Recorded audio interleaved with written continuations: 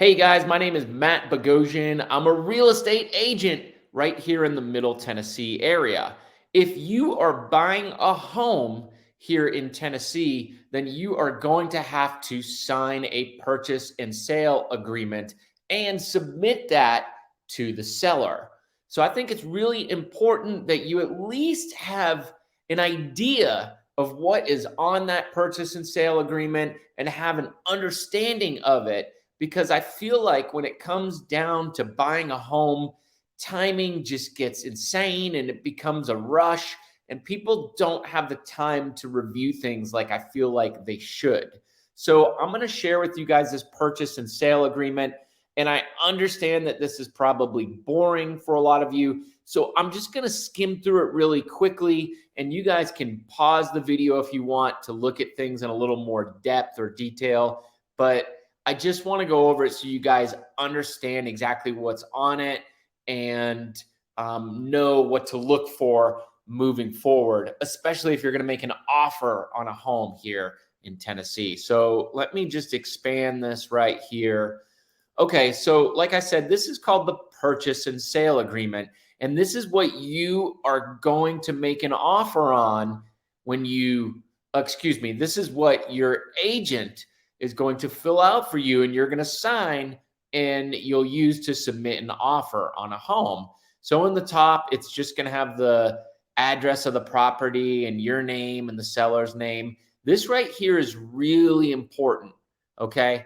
This right here is basically what is included as part of the property. I think it'd be good for you guys to pause it right here, or if you want a blank copy of this, just let me know and I can shoot that over to you. But basically, it talks about everything that's included with the home and what isn't.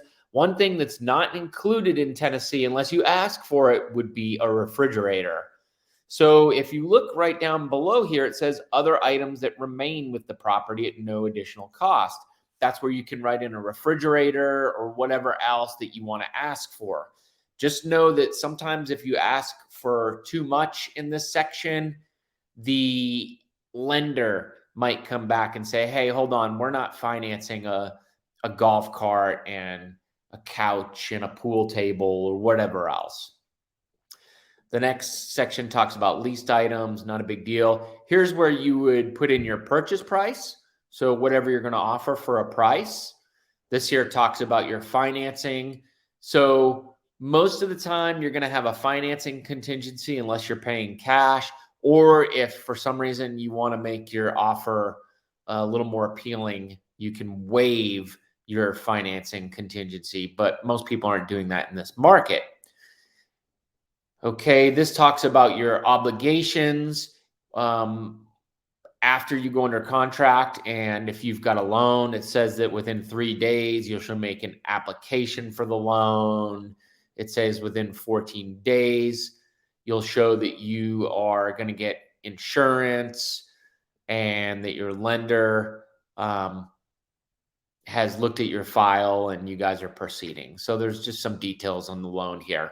This is if you were going to waive your financing contingency. Here's the appraisal section.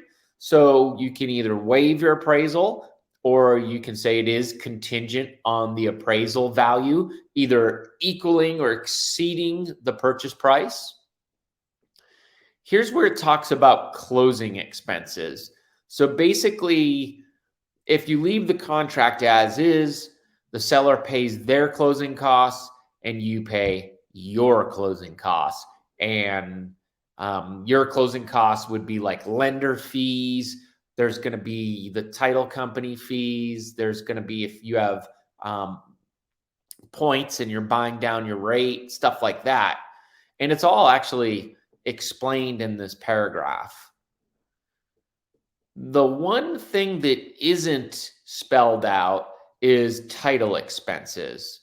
So basically, as if you read this paragraph right here, title expenses are going to be the cost of the title search, the mortgagee's policy, and owner's policy. So those can range in cost, but like generally $2,500 to $3,500, just to give you a rough idea.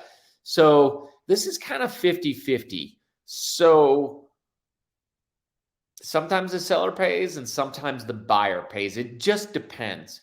If you love the house and the house is immaculate and you feel like there's going to be multiple offers or that it's just priced right, then you might write buyer to pay title expenses. That just depends.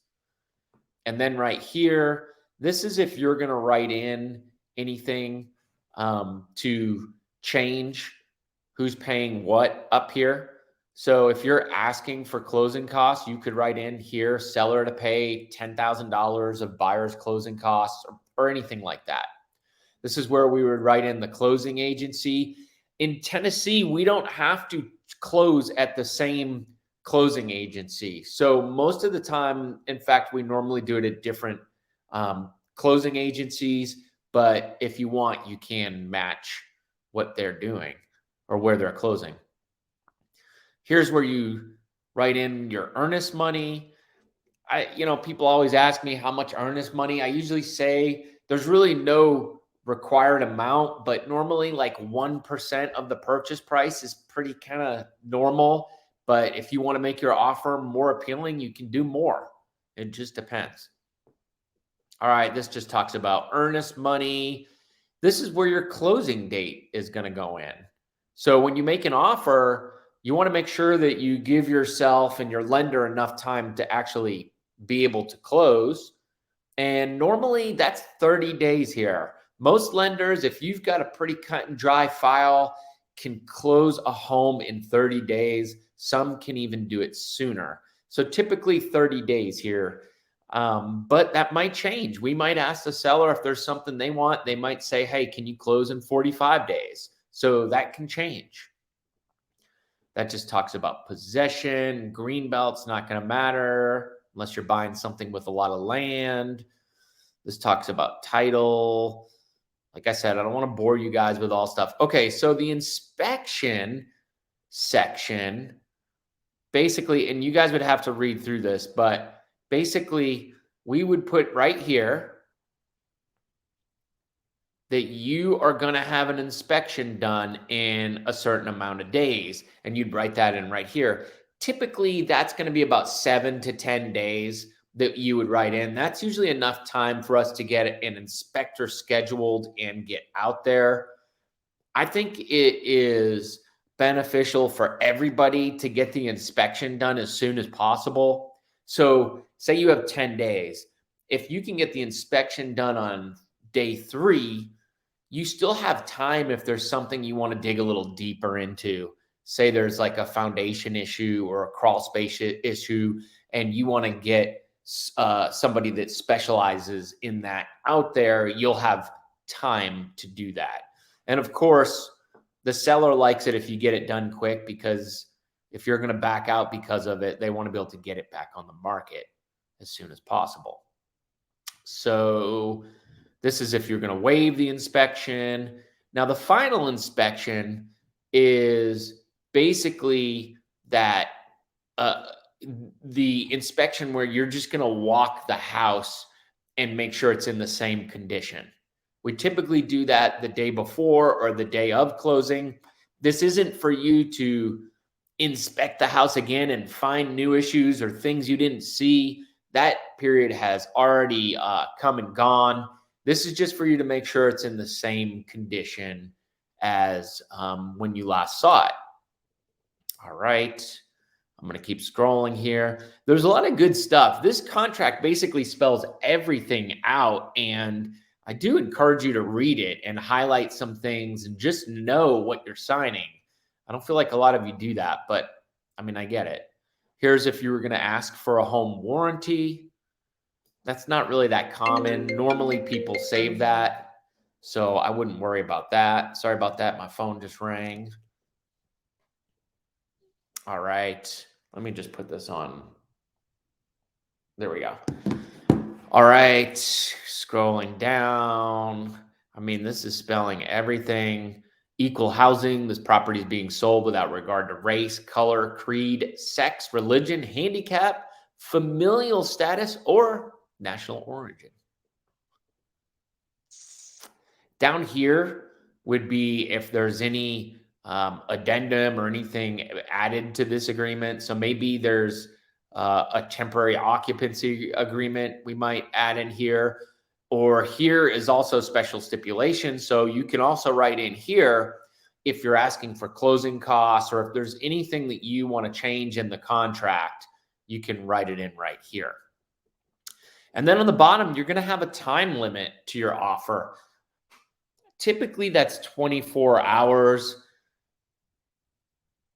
It just depends. Sometimes that's a long time if they're getting a lot of showings and you don't really want to give them that much time because another offer might come in. But then you could irritate the sellers because they feel like you're rushing them. So and a lot of times it depends on the day, the time of day that you send your offer in. So if you can get your offer in earlier in the morning, I don't think it's really out of line to ask for them to respond by that evening. But if you're going to get your offer in at, say, 7 o'clock at night, well, it might be tough for them to talk about it in the morning, that night, or in the morning. So you need to give them a little more time. So there you go. And then down here, you sign it. So that's it, guys. That's the purchase and sale agreement. If you guys are going to buy a home here in Tennessee, I encourage you to go to my website, workwithmatt.com. From there, you can search for homes or you can schedule a quick 15-minute appointment with me to just talk about your situation and see if I can help you finding a home here in Tennessee. Thanks, guys. I appreciate it. We'll see you next time. Bye.